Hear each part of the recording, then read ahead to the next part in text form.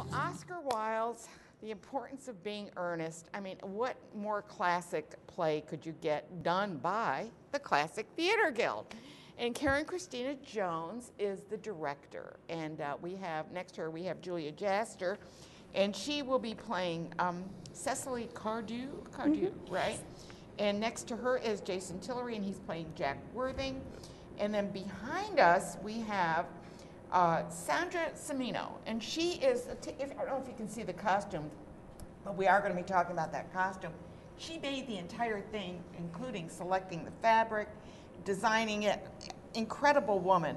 And then next to her is a longtime favorite on our show. He comes on frequently. He's an actor, and Phil Matthei. So let's talk about the importance of being earnest. Okay, so basically when I proposed this to Classic Theater Guild about a year ago, I've actually started directing it about 14 years ago when I was reading the play. When I was in college, I was in Central Park in New York City, and I saw in my mind's eye Cecily and Algernon and Jack and Gwendolyn. So I knew when I was going to direct this show, I was going to have it take place in New York City at the turn of the century. It just feels that way. It was just so true to me at that point. Were you at the Tavern on the Green when you were thinking this? No. I wish, yeah. So the play takes place at the turn of the century. Right, in 1900. Which brings us to, we should go to the costume, because the costume is absolutely gorgeous. And Sandra Cimmino did it, and we're getting that on camera right now. And I want her to bring your microphone with you and go over and let's talk a little bit about that to the audience so that we can get you along with it. And if you'll stay on that, Malcolm, that would be great. Go ahead, Sandra. Okay, well, as Karen said, we were looking at a costume for the turn of the century. This is pretty typical of the type of costume that you would see somebody wear at that time. Narrow in the hips with a bell skirt, very sort of high on the neck, lots of opulence. They called this particular period the Age of Opulence. Very fancy fabrics, silks, satins, damasks, lace, crystals, that kind of thing. One of the things that's particularly difficult as a costume designer to actually make costumes for this period it is getting the fabrics right. And I use a lot of drapery and upholstery fabrics because they give heft. There's some weight to the fabric, and they give that sense of detail and depth and dimension that you would want for this particular period. Okay, well, that gives us a feel for the costume. It seems to me if not only the play, but the costumes are the stars of this show. And I'd worked with, as you know, Nadia Graziano for several years, who has since retired.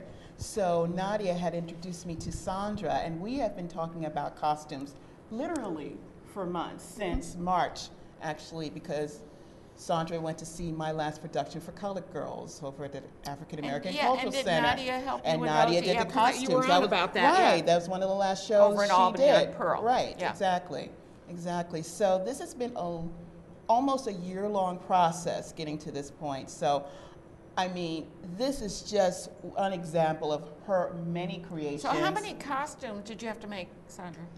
I think there was 9 in total. Oh my God.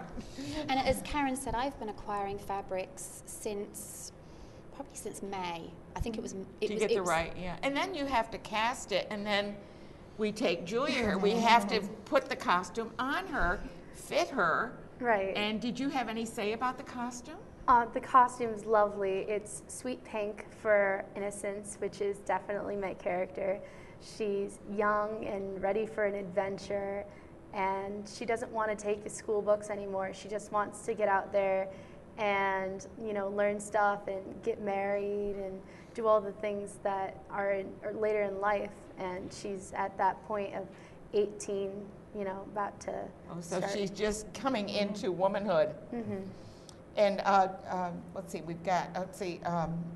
I'm just trying to get, so Jason, let's go with you, because we're in the first row. I was going to go back there, but I'm going to stay in the first row. You plays Jack Worthing. Yes, I do. What is your character like? She's innocent. Just like actually what Julia said. He's a man with a plan. He's determined to marry Gwendolyn, and he's kind of living a double life. He's Ernest in town and Jack in the country.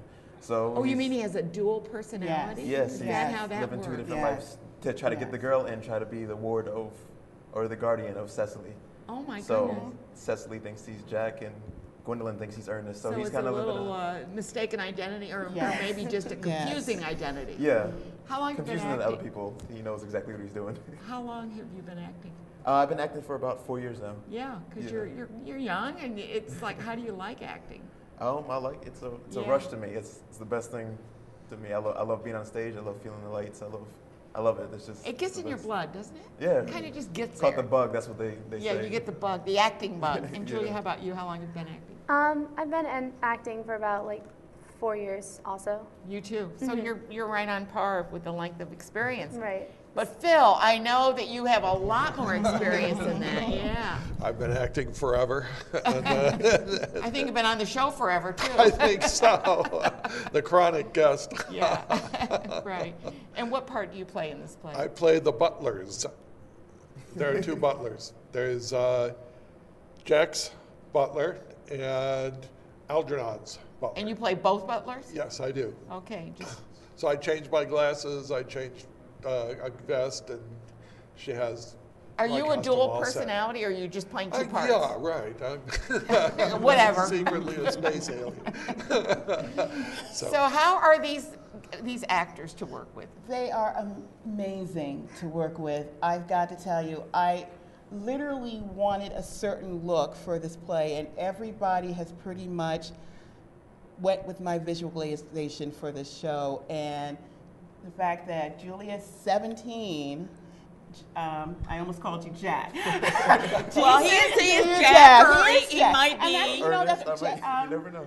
He's 20. The person who plays Algernon is 14. So what I wanted to do with this particular production is have a very youthful vibe to it, and it's really come through. And even with Phil being, you know, a staple with community. I like that staple. I like staple better with community. Not mature theater, or but anything, staple. just staple. Everybody has this wonderful, youthful, energetic vibe for them, and it works with the play because I think that as Americans we look at plays like Shakespeare or Wilde's plays and want to toffee it up, and it's a farce. It is a crazy farce, and these guys have totally saw my vision and went for it, and it is hilarious. It really is. Had you in school ever read any of Oscar Wilde's plays, or was this a newbie for you? This was new for me. Okay. It's a new experience to me.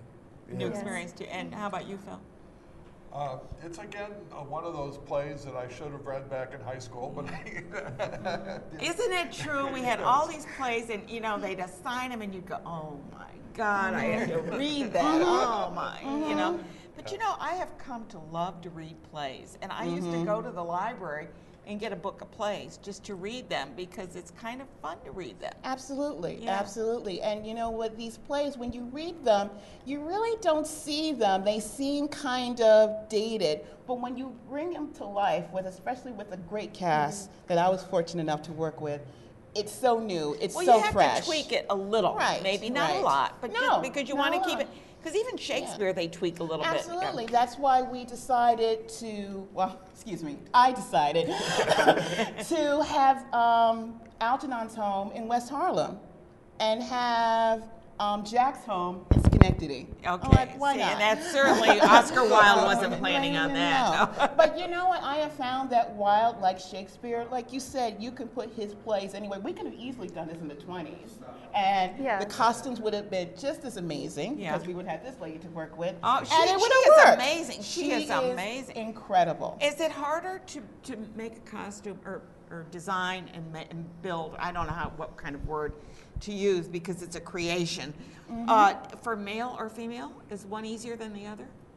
I don't think so. I think there are just different challenges. Okay. I think the hard part particularly for this period in time for women, is as women today, we're not used to wearing corsets. We're not used to being. You have to wear a corset? No. No. What I do for the comfort of the actors and to sort of make it easier in the modern day world is to build structure into the costumes themselves. Using boning and Yes. things like that. So you get the look, you get the feel without the uncomfortableness. Because Well, they used to have to put their foot on your back when they Yes. pulled it, Right. didn't Yes. they? But none of us are Exactly. used to wearing long skirts and Yeah. being That's laced true. up now. We are so simple That's now true. with our Yes. clothing, aren't we? It's like, oh my gosh. That's what I and feel. I love that we can wear anything we want.